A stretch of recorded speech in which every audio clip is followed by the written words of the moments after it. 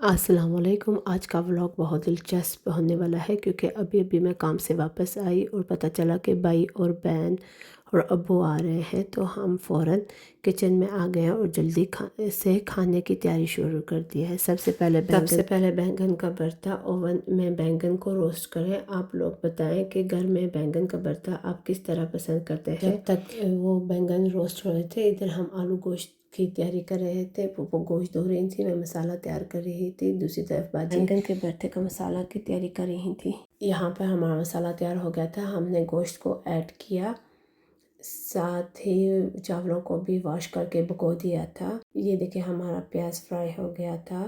आपको पता है घर में जब मेहमान आते हैं तो हम सिंपल खाने को भी एक्स्ट्रा स्पेशल बनाते हैं। आज तो मेरे अब्बू और बहन और भाई आ रहे थे, तो इसीलिए हम एक्स्ट्रा स्पेशल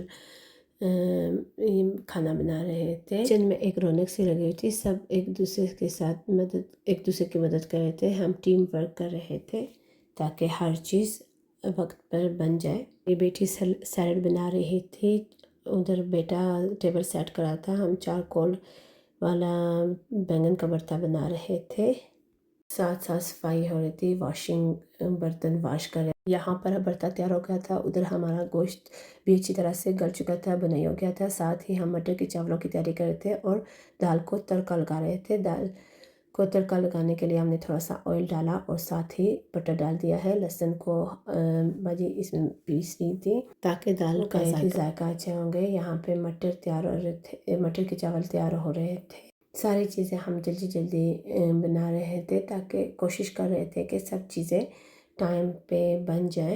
तड़का लगाते वक्त बटर आप डालें तो उससे दाल का जायका बहुत अच्छा होता है, मज़ेदार होता है। प्लीज़ आप ज़रूर ट्राई करें और कमेंट में बताएं कि कैसे आपको लगे, अच्छा लगा कि नहीं इसका जायका दाल का। हमारा गोश्त यहाँ पे अच्छी तरह से भुन चुका था। हमने पानी डाला और साथ आलू डाल दिए थे।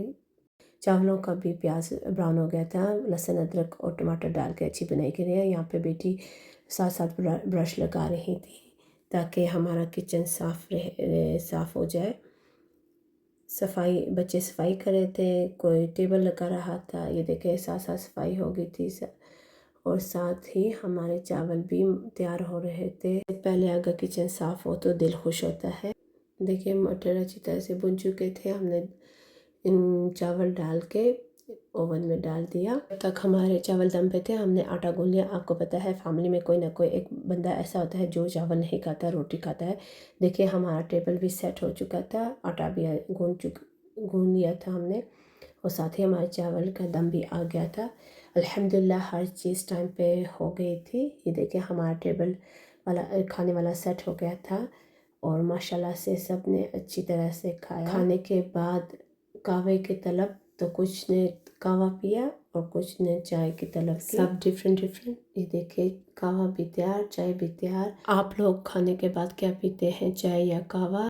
कहवा पीने के बाद थोड़ी गपशप की, फिर हमने किचन साफ़ किया। तो आज का व्लॉग ख़त्म करते हैं। अगर आपको आज का व्लॉग पसंद आया तो ज़रूर आप सब्सक्राइब, लाइक और कमेंट ज़रूर कीजिएगा। अल्लाह हाफिज़।